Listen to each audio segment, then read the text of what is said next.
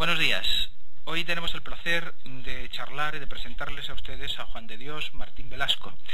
Es, sin lugar a dudas y sin exagerar lo más mínimo, uno de los más prestigiosos teólogos españoles, especializado sobre todo en fenomenología de la religión y seguramente también a nivel internacional.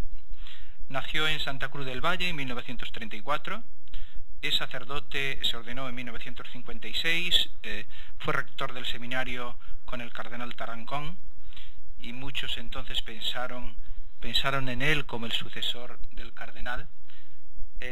Fue profesor y director del Instituto Superior de Pastoral durante toda su vida. Fue director en sucesivas épocas y periodos, según mis anotaciones, ahora nos lo confirmará, durante más de 16 años. Es sin duda alguna un punto de referencia, siempre equilibrado, siempre sensato, santo y seña de una iglesia pluralista y evangélica, y por supuesto ha escrito numerosísimos libros. Les voy a citar simplemente algunos ya clásicos, como la Introducción a la fenomenología de las religiones, El encuentro con Dios, El malestar religioso de la cultura, El fenómeno místico, y el último, que es el que ustedes tienen aquí, que como ven se titula Mística y Humanismo, editado por la editorial PPC. Juan de Dios, bienvenido. Muchas gracias y muchas gracias por esta presentación que dice algunas verdades pero también exagera otras cosas. ¿Alguna precisión? No, ninguna, solo el que los elogios son de tu parte una generosidad pero no se corresponden con la realidad. Bien merecidos, entre otras cosas, porque te he sufrido de profesor. Me has sufrido. En el buen sentido de la palabra. De acuerdo. Vamos a comenzar, si te parece, por el libro. Es el último. El último, exactamente. Sobre mística y humanismo. Un binomio que se casa bien. Sí, a pesar de las apariencias. Porque determinadas experiencias y sobre todo determinadas expresiones de los místicos han llevado a muchos a pensar que se era místico a costa del hombre. Y la verdad es que la lectura y la meditación de los textos místicos y la consideración de sus vidas nos lleva exactamente a lo contrario. La mística es una de las formas que el hombre tiene de realizar lo mejor de sí mismo. Y por eso, en la composición del libro, que en su origen fueron conferencias en la Fundación Joan Maragall de Barcelona, lo que pretendo en el libro son fundamentalmente dos cosas.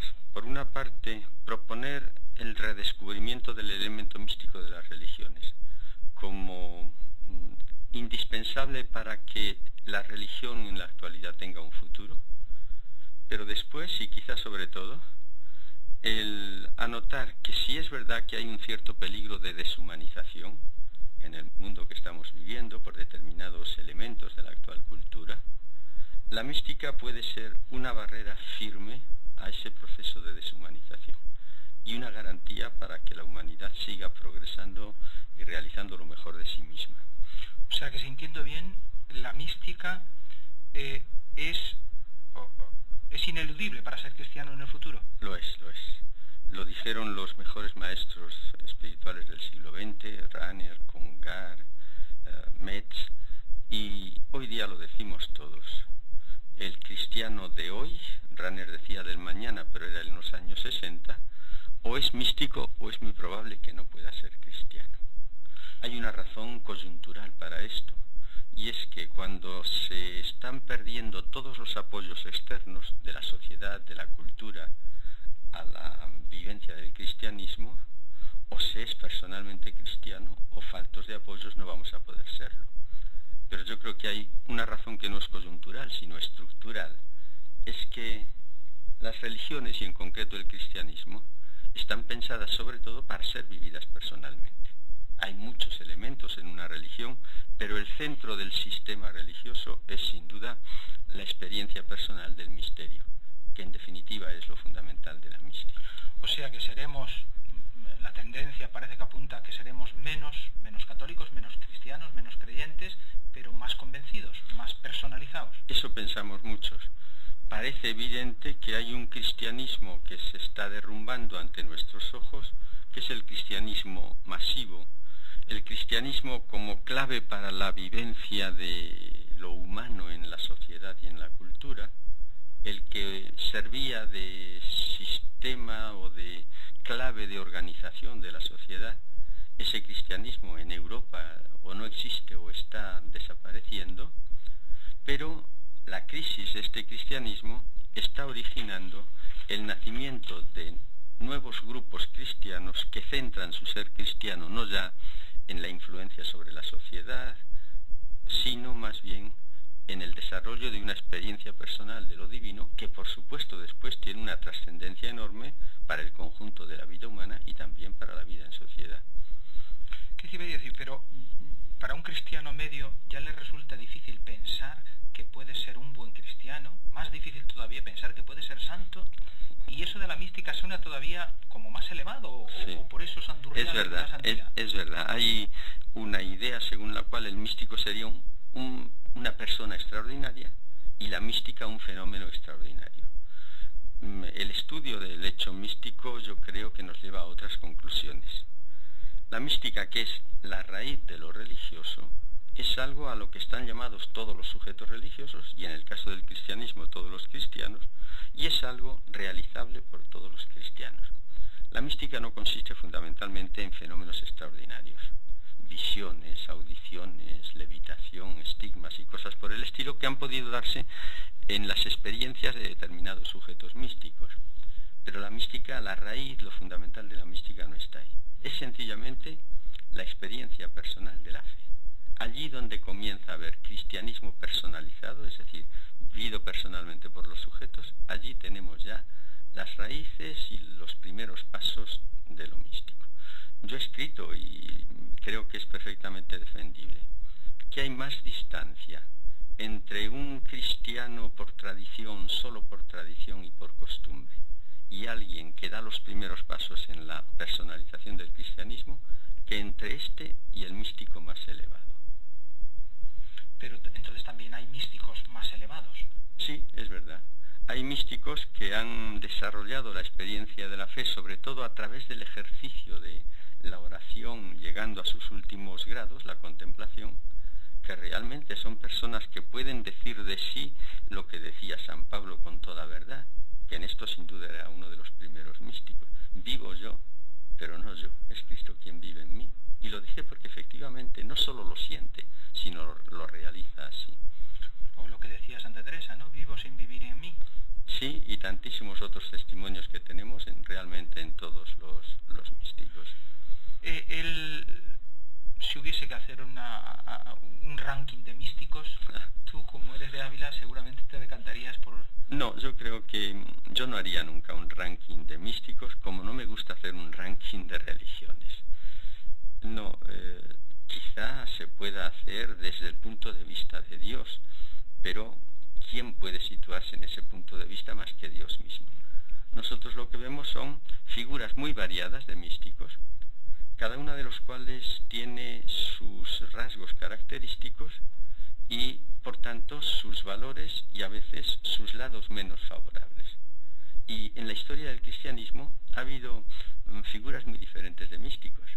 Se puede observar, por ejemplo, que nada menos que en los 10-12 primeros siglos, los místicos son los monjes fundamentalmente, y lo son no a través de una experiencia personal muy intensa de la presencia de Dios en ellos, sino fundamentalmente a través de la lectura creyente de la Escritura, que se llamaba la lectio divina, la lectura meditativa de la Escritura, descubriendo en la Escritura el significado más hondo, místico, o como decían ellos, mistagógico, es decir, que eleva al hombre al misterio, y a través de la celebración de la liturgia.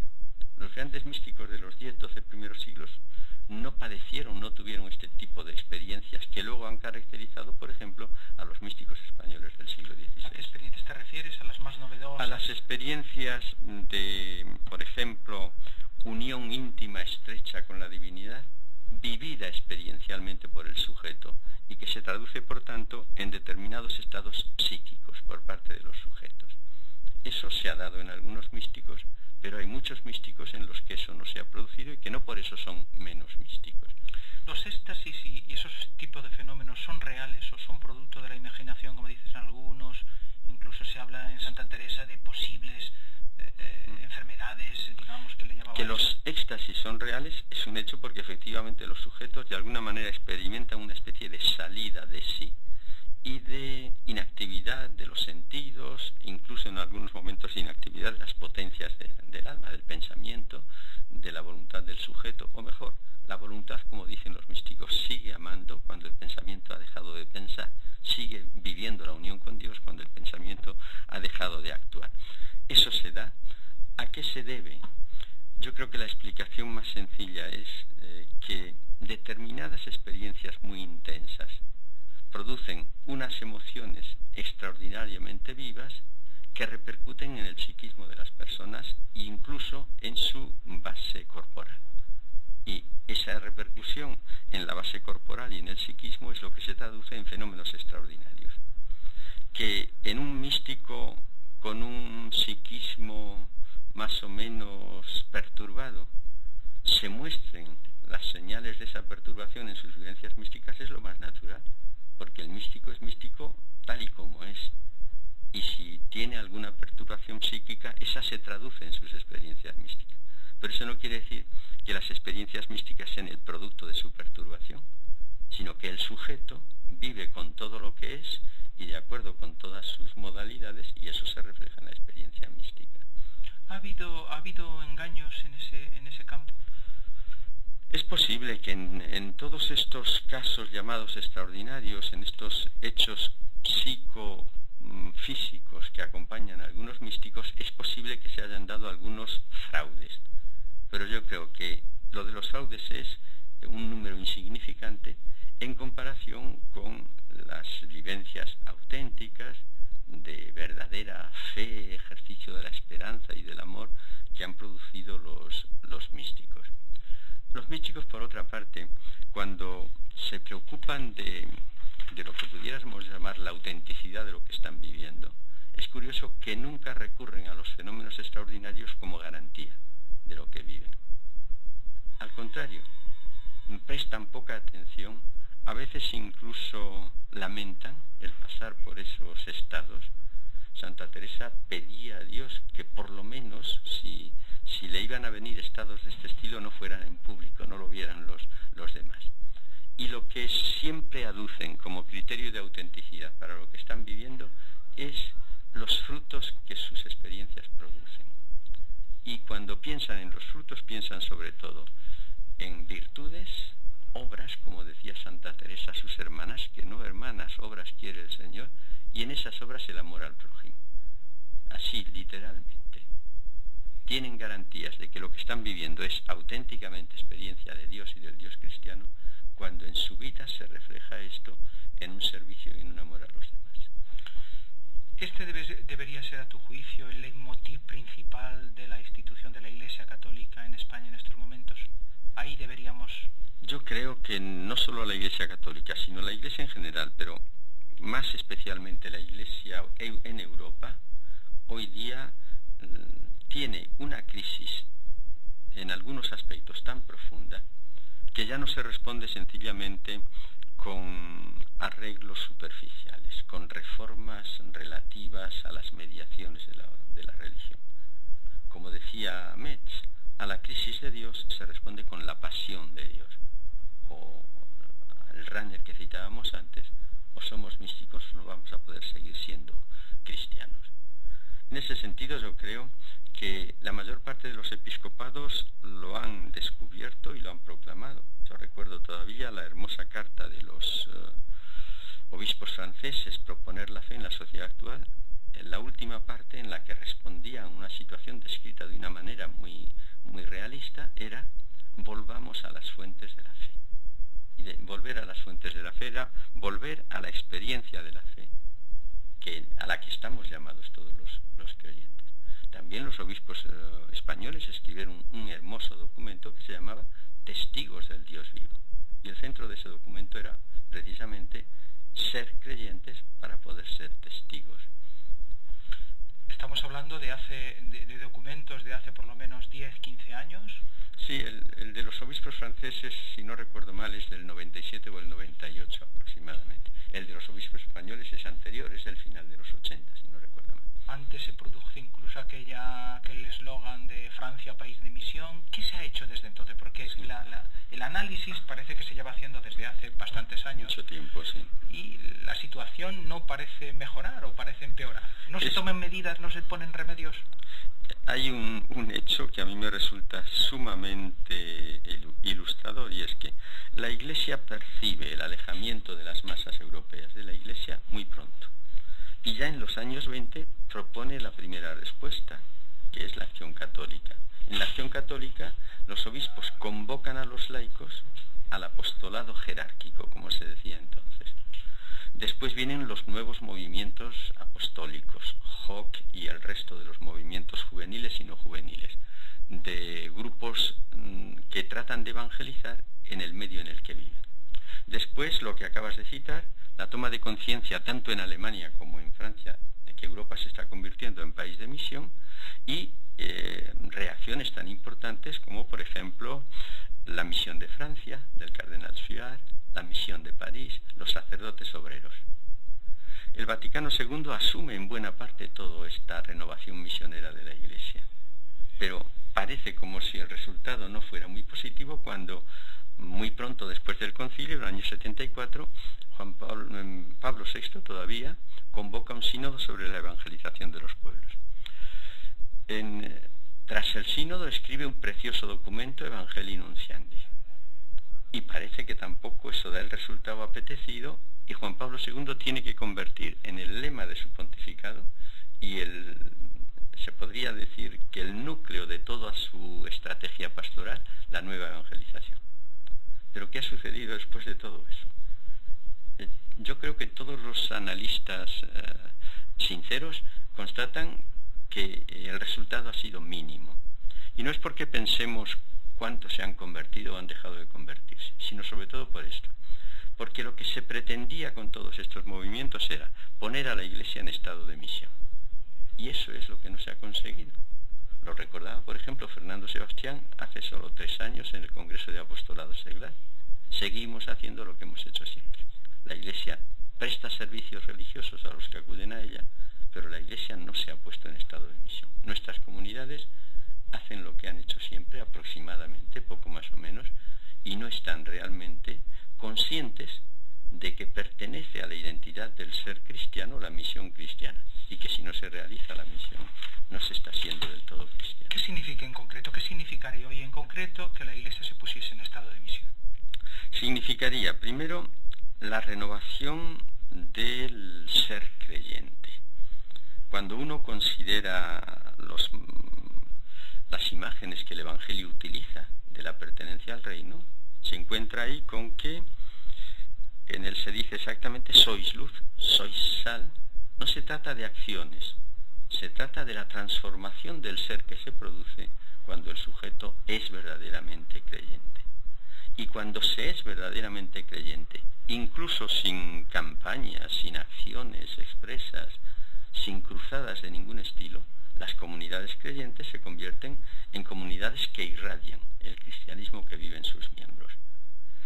El primer elemento para que nuestras comunidades estuviesen en estado de misión es que fuéramos verdaderamente creyentes. Después, eso exigiría también cambios en las acciones que se realizan para hacer efectiva la misión. Y esas acciones fundamentalmente no son campañas de proselitismo.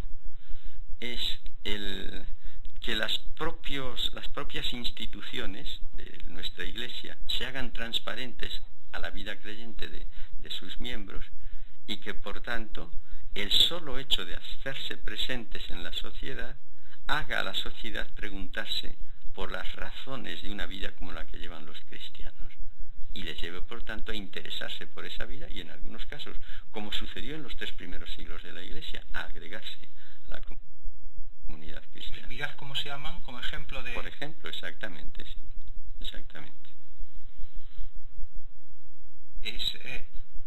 ¿Los obispos te escuchan? ¿Te llaman para consultarte?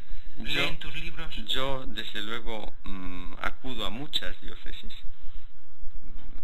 Últimamente yo creo que he recorrido prácticamente todas las diócesis en algún momento, en algunos casos llamado por los obispos, en otros llamados por grupos cristianos de las diferentes iglesias.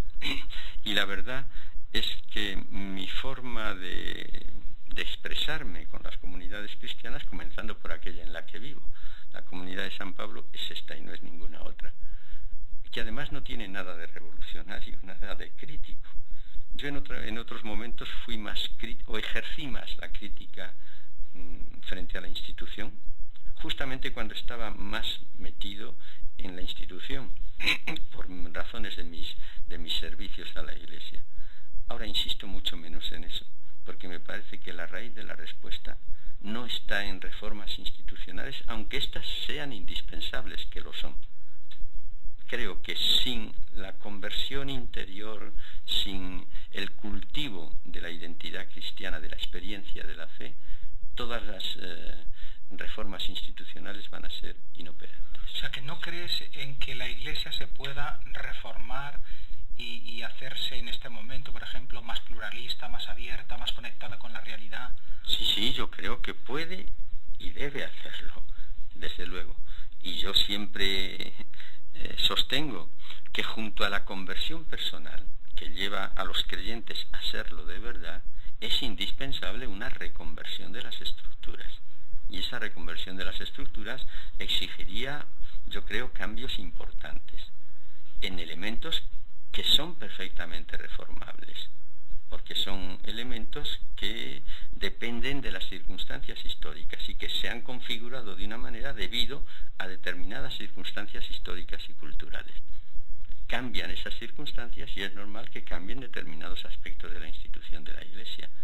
Pero me parece que el cambio institucional deberá ser más bien el resultado de una transformación que se ha producido en las comunidades cuando los miembros de estas comunidades hemos comenzado a ser verdaderamente creyentes. O sea, que eres partidario o crees que la transformación de la Iglesia tiene que venir desde abajo. Sí, fundamentalmente. Tiene que venir desde las comunidades creyentes, que son los núcleos a partir de los cuales se forma la Iglesia universal. Y yo creo que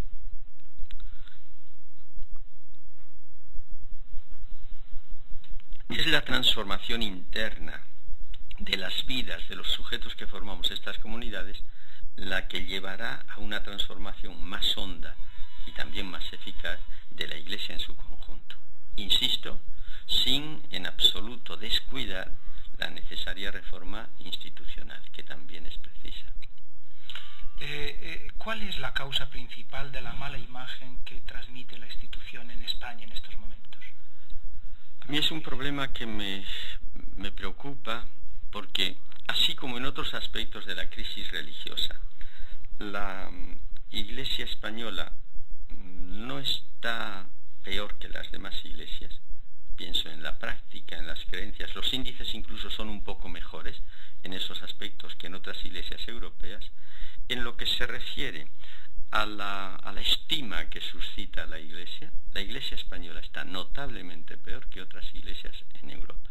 Recuerdo una encuesta reciente en Francia en la que los que pensaban bien o muy bien de la Iglesia, tenían una opinión favorable o muy favorable de la Iglesia, estaban en torno al 70 y tantos %, cosa que es inimaginable en España, donde sabemos cuáles son los índices de aceptación de la Iglesia, por ejemplo, entre los jóvenes.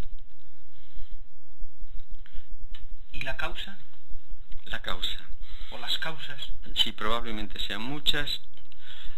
Una que me parece fácil de detectar es el que la Iglesia en España se hace presente de la manera más pública a través de documentos eclesiásticos, unos documentos eclesiásticos que se preocupan fundamentalmente de preservar determinados espacios para la presencia y la acción de la Iglesia, pienso en la escuela o en algunas otras plataformas.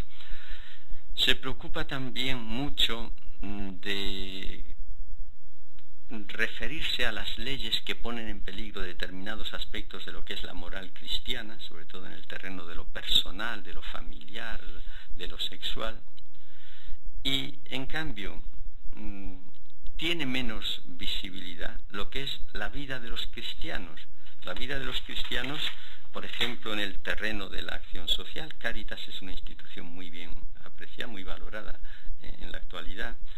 Lo que es la vida de una comunidad en un barrio, en la que los cristianos colaboran con los demás a la solución de los problemas del momento y dialogan con todos ellos y llevan unas relaciones verdaderamente amistosas con todos.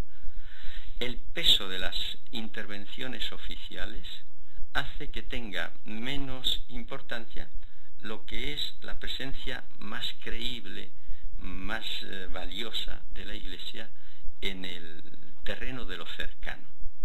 Y me parece que solo con que hubiese menos peso de intervenciones institucionales, muy difundidas por los medios de comunicación y muy criticadas generalmente por los medios de comunicación, y creciese en cambio la atención a lo que las comunidades cristianas hacen, con eso solo ganaría mucho en prestigio, en credibilidad, sobre todo la Iglesia española.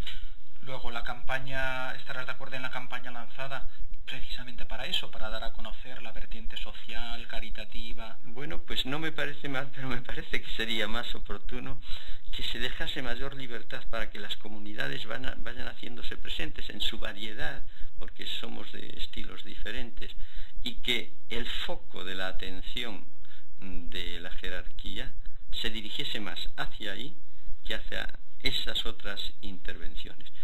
Si eso hay que hacerlo por medio de una campaña publicitaria o con otros medios es discutible, pero por lo menos yo creo que hay que reconocer que esta campaña está mejor orientada que las anteriores. En ese sentido, ¿qué opinas de la resolución del conflicto de Entrevías? Tú eres soy cura en Vallecas. En Vallecas, sí, relativamente cerca. Exactamente. Y yo creo que el final ha sido un final feliz. Y ha sido feliz no solo por el resultado, sino por el método seguido. Hubo tensiones al principio. Yo creo que no fue positivo el que se mediatizase todo el asunto tanto como se mediatizó, pero la verdad es que hay que reconocer que el cardenal de Madrid, nuestro arzobispo, ha tenido paciencia en el asunto, ha sabido esperar, ha evitado tomar decisiones que pudiesen poner las cosas más difíciles y al final ha atendido las razones de la comunidad de San Carlos Borromeo y se ha llegado a una solución en la que todos están de acuerdo.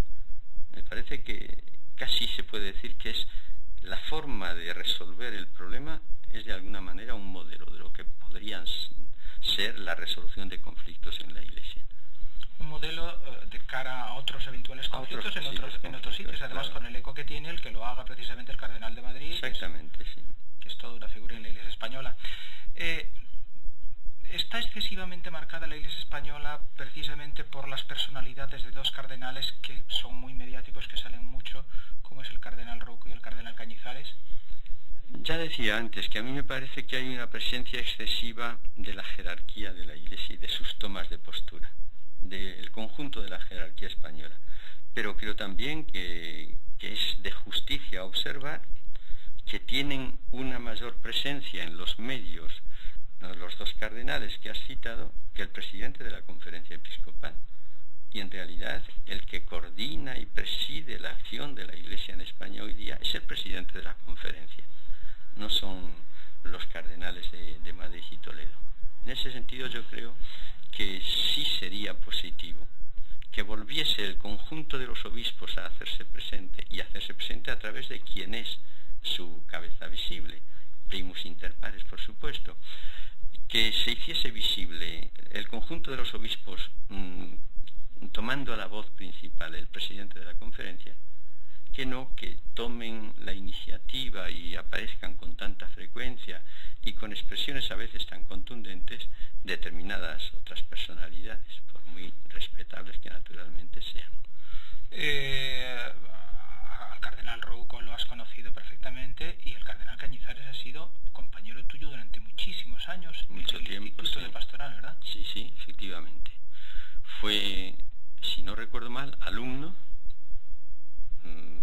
hizo la tesis y defendió la tesis en la Universidad Pontificia de Salamanca, pero en el instituto que forma parte de la universidad, y luego fue profesor catedrático en el instituto, compañero de todos nosotros, sí. Como también colaboró muy estrechamente y muy lealmente en tiempos del cardenal Tarancón con todo lo que llevábamos a cabo en el seminario y en el centro de estudios del seminario. Se echa de menos, algunos dicen que la Iglesia española en estos momentos se echa de menos una figura como la del cardenal Tarancón. ¿Por qué se echa de menos? Probablemente porque no existe. Creo que actualmente efectivamente no hay una figura en el episcopado que tenga el peso, la autoridad moral, la capacidad de liderazgo que tuvo el cardenal Tarancón. Probablemente, además de las cualidades personales que nadie le niega, algo tenga que ver en aquella situación lo peculiar de los años aquellos, en los que casi era indispensable y los propios obispos insistían para que el cardenal Tarancón tomase la iniciativa. La situación es otra y a lo mejor hoy día se necesitaría otro tipo de liderazgos. Pero ¿qué es bueno en un colectivo tan importante como el de los obispos? Que haya personas con gran autoridad moral, con buena imagen pública, que se hagan presentes y que muestren ese rostro amable, creíble, misericordioso de la Iglesia. Yo creo que eso es, en una sociedad tan mediatizada como la nuestra, es una necesidad. Sí, porque además, como sabes muy bien, los medios vamos siempre a las estrellas mediáticas que llamamos, claro. Es decir, a los que ocupan los puestos de máxima responsabilidad. Naturalmente. Y son ellos los que transmiten la voz y la cara y la opinión de la Iglesia, de toda la institución. Exactamente. Se quiera o no, es decir, porque todos sabemos que el presidente de la Conferencia Episcopal no es el jefe de los obispos, teológicamente. Lo sabéis vosotros mejor que lo sabemos nosotros, sí, efectivamente es así.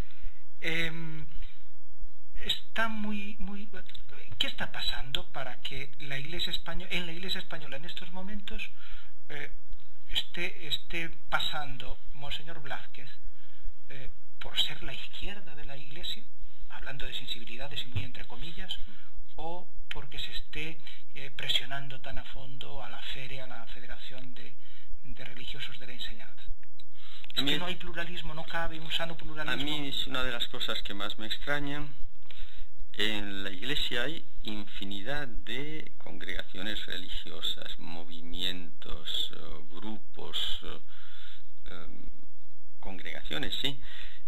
Y yo creo que no se puede pensar que estos grupos eclesiales que han dado muestras de verdadero interés y amor por la Iglesia, interés por el Evangelio, hayan perdido esa condición, en absoluto. Si tienen en una cuestión particular, como la de la célebre asignatura de Educación para la Ciudadanía, otra manera de ver las cosas, yo creo que lo justo sería pensar que tienen razones para verlo así, y que por tanto se les dejase libertad para actuar de acuerdo con lo que un grupo tan importante, de personas tan variadas, de distintas congregaciones, en contacto real con los problemas de la educación, siga el camino que lealmente crea que debe seguir en los problemas que atañen precisamente a la educación. Realmente no comprendo que se desconfíe de ellos, o que se critiquen sus tomas de postura, o incluso se sospeche que esas tomas de postura tengan unas motivaciones menos puras. ¿Falta pluralismo? Es decir, aquella época que hemos vivido, donde en la Iglesia cabíamos todos y cabía desde las sensibilidades más de izquierdas hasta las más de derechas, parece que cada vez se restringe más ese campo. Es posible, sí. Es posible. Pluralismo hay porque en el sentido de que hay grupos de orientación notablemente diferente. Yo creo que no se acaba de aceptar la legitimidad cristiana de grupos que no coinciden en todos los aspectos con las opiniones de la jerarquía o de una buena parte de la jerarquía española. Y eso me parece que no es bueno para el cristianismo en España, porque en una sociedad tan plural como la actual, lo normal es que las visiones de lo cristiano también sean plurales. Hay tantos aspectos de lo cristiano condicionados por lo cultural, por lo histórico, por 1000 factores, y que no atañen a lo esencial de la fe cristiana, que lo normal es que haya muchas modalidades en la forma de vivir y entender el cristianismo. Y yo creo que, como decían ya los antiguos, hay que recordar, hay muchas cosas sometidas a duda y a discusión en las que lo que debe reinar es la libertad. Y que en todas estas cosas no hay por qué imponer una única forma de reaccionar a los problemas o de buscar soluciones a los problemas. Porque además está demostrado que cuando se impone una línea, al cabo de poco tiempo se constata la unilateralización a que eso conduce al cristianismo. Y eso no deja de ser una pérdida de la riqueza que lleva consigo las infinitas posibilidades del ser cristiano en nuestros días. Tú como teólogo, ¿cómo te sientes en este momento? Bueno, tengo que comenzar por decir que yo no me considero teólogo. Yo estudié teología como todos los sacerdotes, pero mi formación fue en filosofía de la religión, donde estudié en Lovaina, y después de la filosofía de la religión pasé a algunos temas de la teología fundamental y sobre todo de la ciencia de las religiones, la fenomenología de la religión. Eso es lo que yo he cultivado. Si en algo me puedo considerar tener alguna autoridad, es en ese terreno. Y yo respeto mucho el terreno de los teólogos. Lo que no dejo de hacer, porque he desarrollado mi tarea como profesor en una facultad de teología, es dirigir a los teólogos todas las preguntas que desde mi manera de considerar la religión deben dirigirse a los teólogos. Eso no lleva consigo el poner en cuestión la forma de ver las cosas de los teólogos. Al contrario, les llama la atención sobre aspectos que se ven desde fuera de la teología y que exigen de la teología respuestas en las que tal vez ellos no han pensado. A mí siempre me ha gustado comparar mi situación con la de los científicos que en determinados momentos han puesto ante la teología las exigencias de los resultados de la ciencia. En un primer momento los teólogos se han opuesto a eso y al final han tenido que terminar reconociéndolo. Las ciencias de la religión, aunque no sean ciencias en el sentido estricto de la palabra o ciencias duras, ¿verdad?, no dejan de ser ciencias. Nos ponen ante hechos y nos hacen intentar una descripción y una comprensión de esos hechos, que se dan en el terreno de lo religioso y en nuestro caso europeo en el terreno de lo cristiano. El poner ante la consideración de los teólogos esto que las ciencias están poniendo de relieve me parece que es un servicio a la teología, aunque hecho desde los márgenes de la teología, que es donde yo me muevo. ¿Ha bajado el nivel de la situación teológica en España? No puedo decirte, no lo sé exactamente. Yo creo que el nivel ha sido un nivel aceptable, o está siendo un nivel aceptable el de la teología en España si se compara con otras épocas anteriores al concilio, por ejemplo. Pero a lo mejor las figuras más importantes de la teología están llegando a la hora de la jubilación, y no tenemos ojos suficientemente atentos a los valores jóvenes que hay en la teología. Porque los hay. Porque los hay, yo estoy seguro de parece que no. Yo creo que sí. Lo que sucede es que son menos conocidos, todavía no tienen una obra como la que tienen los teólogos consagrados, pero yo estoy seguro de que hay jóvenes profesores de teología que van a llegar a los niveles a los que han llegado los teólogos de la generación anterior. Se dice que los que hay son mucho más influenciables, llamémoslo como queramos, es decir, que escriben un poco al dictado y que así no se puede hacer una teología de altura, ¿no? Todos no. Puede que haya algunos que piensan teológicamente con un pensamiento que comenta las opiniones de la jerarquía, y más que se plantee los problemas, o mejor, se haga eco de los problemas que plantea la situación y el pensamiento actual a la fe cristiana, pero yo estoy seguro de que existen jóvenes teólogos que hacen teología desde esta otra perspectiva, dejándose interrogar por la sociedad y la cultura actual y buscando respuestas en la fe cristiana y en la tradición cristiana a estos problemas actuales. O sea que la Iglesia sigue siendo una institución intelectualmente habitable. Espero que sí. Esa frase acuñada por ti hace años. No fue acuñada por mí, no. Debo decir lealmente. Se trata de la frase de, si no me equivoco, es de von Hügel, uno de los autores que intentó mediar entre el modernismo y la jerarquía de la Iglesia a principios del siglo XX, pero yo la hice mía en el momento en que comencé a escribir sobre la increencia y la respuesta que la Iglesia debía dar a la nueva situación de increencia, de pluralismo que estábamos comenzando a vivir en los años 70. Sigo pensando que la Iglesia debe ser intelectualmente habitable, es decir, debe hacer lugar al pensamiento y al ejercicio del pensamiento y a la libertad de pensamiento dentro de los amplios márgenes que la fe genera para la libertad del pensamiento. Eso se casa mal con llamadas al orden a distintos teólogos durante muchos años del pontificado de Juan Pablo II, incluso últimamente, la última que yo recuerde, John Sobrino. ¿Cómo se conjugan esas dos cosas?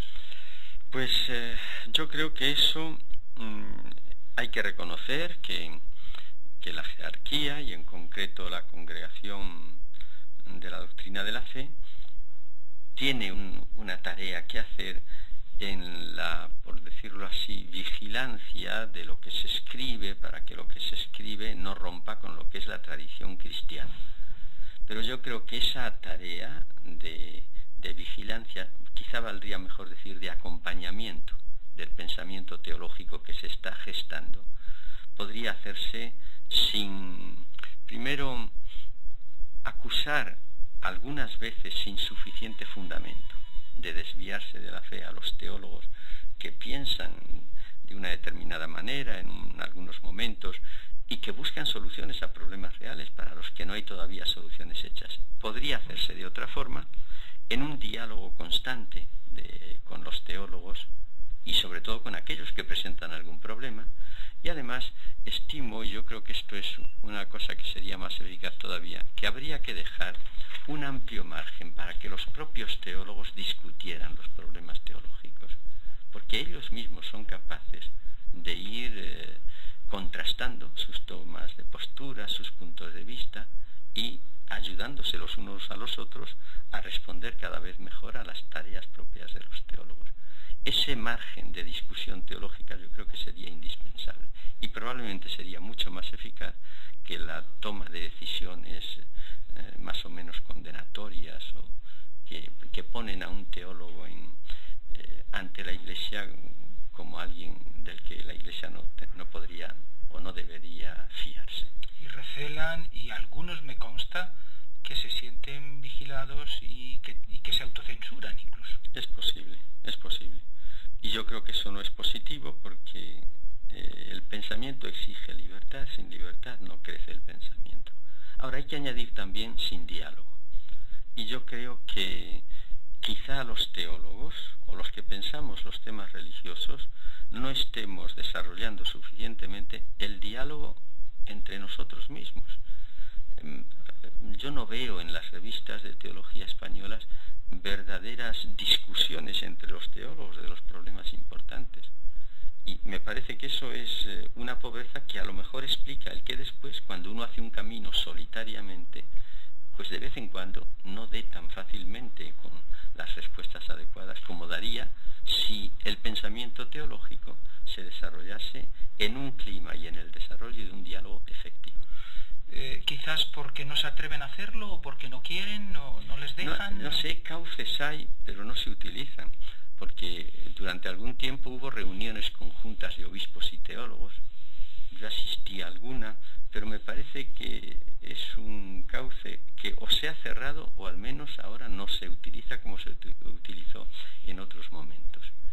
Y yo no sé si es que en España hay un hábito de trabajo en solitario más que de trabajo en equipo y en relación con los demás, o que los teólogos no quieren criticarse unos a otros porque temen que eso se tome como un desacreditar a un colega. El caso es que el diálogo es muy escaso entre los teólogos en España. ¿Has leído el libro del Papa?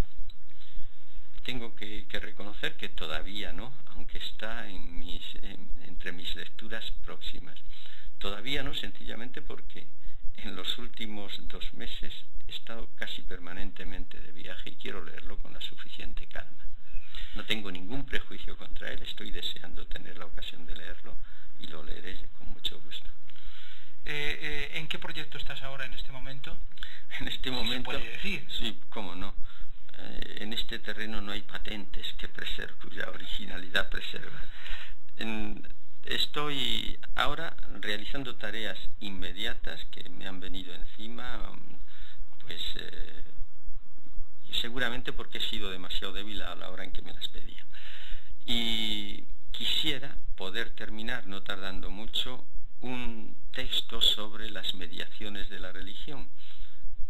El conjunto o el sistema de mediaciones presente en toda religión, para tratar de demostrar cuál es su lugar en el conjunto del fenómeno religioso, cuál es su valor, su necesidad, su relatividad también. Porque yo creo que muchas de las dificultades que tenemos ahora proceden de que a determinados aspectos que no son más que mediaciones y que no son absolutas, les damos el valor de absolutas. Y eso conduce a dificultades serias. ¿Por ejemplo? Pienso en la institución. La institución es necesaria, es indispensable, pero la institución no es objeto de nuestra fe. Creemos en Dios, aunque creamos eclesialmente en Dios. Las verdades que llamamos, incluso esas que llamamos verdades reveladas porque se han convertido en dogmas, no son objeto de nuestra fe. No creemos los dogmas, creemos en Dios. Y los dogmas son expresiones de nuestra fe en Dios.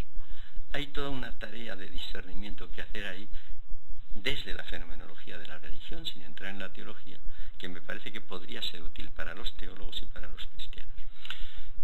Cada vez te vas acercando más, digamos, a un interés por todas las religiones en general. Es que es mi tarea. La fenomenología de la religión trabaja sobre las formas religiosas que han existido y que existen. No toma sus datos de una religión, sino de las diferentes manifestaciones religiosas de la historia. Y en ese sentido, sin que yo me considere un especialista en historia de las religiones, no tengo más remedio que tomar como punto de partida los resultados de la historia de las religiones. ¿Pueden vivir juntas religiones monoteístas? Ahora se está hablando de los problemas con el Islam. Yo estoy seguro de que sí, de que las religiones pueden convivir y están llamadas a convivir. Creo que hasta ahora han vivido en una situación de aislamiento las unas de las otras, y en algunos casos, cuando han confluido en un determinado territorio, casi siempre por razones no estrictamente religiosas, se han dado casos de confrontación violenta entre las religiones. Me parece que eso no se deriva de las religiones como tales, sino de determinadas circunstancias que acompañan a esa confluencia de las religiones en un mismo espacio social o cultural. Casi siempre hay por debajo problemas políticos, problemas económicos que se revisten de motivación religiosa. Una motivación religiosa que aviva los conflictos, hay que reconocerlo, y que a veces les da una mayor intensidad, pero que no proceden, me parece, los conflictos de la religión misma, sino de otras causas revestidas de religiosidad. Me parece que esa no es una consecuencia de la existencia de las religiones, y yo creo que hoy día estamos comenzando a vivir en un mundo globalizado, en situación de proximidad, de cercanía, de conocimiento mutuo, de relación, en muchos casos de indispensable cooperación, y que todo eso va a llevar a un conocimiento mejor de las distintas religiones y a una facilitación del diálogo interreligioso que hoy nos parece difícil, precisamente en la medida en que no nos conocemos suficientemente y no nos hemos tratado suficientemente. ¿Los prejuicios que hay en España contra el Islam, por ejemplo, obedecen un poco a este desconocimiento? Yo creo que sí, en buena medida, porque hay muchas personas que confunden las acciones de grupos reducidos de islamistas radicales con el Islam como tal. El Islam no es lo que son esos grupos radicales. Seguramente el Islam tiene mayores dificultades que el cristianismo para iniciar un diálogo con el resto de las religiones y para vivir en una sociedad secularizada y pluralista, por el simple hecho de que no han pasado por el proceso modernizador, porque han pasado las distintas formas de cristianismo en Europa. Pero probablemente la presencia de musulmanes en Europa les lleve a esta purificación que el proceso modernizador ha operado en el interior del cristianismo, y sirva, esos musulmanes en Europa sirvan de figuras que hagan ver al resto de los musulmanes que se puede vivir el Islam en una sociedad pluralista, en una sociedad secularizada, sin que sufra el Islam por ello. Dicho en otras palabras, al Islam le ha faltado un Vaticano II, digamos. Y todo un proceso anterior. Todo ese proceso anterior que ha supuesto la convivencia del cristianismo con los distintos movimientos modernizadores y con las distintas fases de la secularización. Vamos terminando. ¿Hay sed de Dios? Yo creo que sí. O quizás siendo más precisos, creo que en nuestras sociedades actuales hay una notable sed de trascendencia. Me explico. Yo estoy convencido de que es propio de la condición humana una dimensión trascendente. El hombre es un ser que no se contenta con lo que es, que está habitado por una especie de plus en el interior de él mismo que le hace que no pueda dejar de aspirar a una realización de sí que no se puede dar con sus propios recursos. Con la frase célebre de Pascal, el hombre supera infinitamente al hombre. Como esto es un rasgo estructural de la condición humana, es normal que los miembros de nuestras sociedades actuales no estén satisfechos con una cultura centrada en lo científico, en lo técnico y en lo económico, y que haya convertido lo económico en el valor central de la vida de las personas. Es por tanto casi diríamos que inexplicable, es lógico que las personas de nuestro tiempo que viven en estas sociedades expresen su necesidad de otra cosa en una serie de corrientes muy variadas.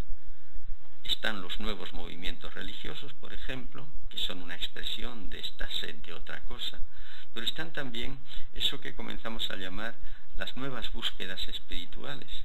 En muchas personas que ya desconfían de la religión, no se atreven a dar el nombre de Dios a aquello por lo que ellos suspiran, pero siguen suspirando por otra cosa. Y muestran esto en una serie de formas diferentes de espiritualidad. Formas diferentes como algunos de los movimientos que se agrupan en la llamada Nueva Era, pero también, y a mí estos me parecen formas de espiritualidad más prometedoras, grupos de personas, miembros de nuestra sociedad, miembros además que participan en ella de una manera muy activa y que buscan ese más allá de ellos mismos, esa realización saliendo de sí, por ejemplo, en movimientos de solidaridad, de valores en definitiva absolutos que el hombre siente la necesidad de realizar y que les lleva a consagrar su vida o una parte de su vida a la búsqueda de esos valores. O sea que vamos a una religión, si te entiendo bien, menos institucionalizada, por decirlo de alguna manera. Ese es un rasgo de la crisis actual del que todos los analistas están seguros, sí. La crisis de la religión hoy día tiene uno de sus aspectos más importantes en la crisis de las instituciones religiosas. Pero no parece que la religión como tal esté para desaparecer, contra lo que preveían los teóricos de la secularización en los años 60. Ya Durkheim decía las religiones no desaparecen, se transforman. Y hoy estamos viviendo una transformación de lo religioso más que una desaparición de lo religioso. O sea que si en cualquier caso podrían desaparecer las iglesias, pero no la sed de Dios, no la religión, digamos. Y al final, todas las búsquedas religiosas generarán grupos religiosos y por tanto terminarán institucionalizándose, porque es una necesidad de los grupos humanos. Y la religión, diríamos que está pensada para ser vivida en grupo, que hay una serie de aspectos de lo religioso que generan agrupamientos, solidaridades, búsquedas en común, y por tanto que generan eso que llamamos grupos religiosos, iglesias, sectas y las diferentes formas de agrupación de los religiosos. Como ven, es una gozada escuchar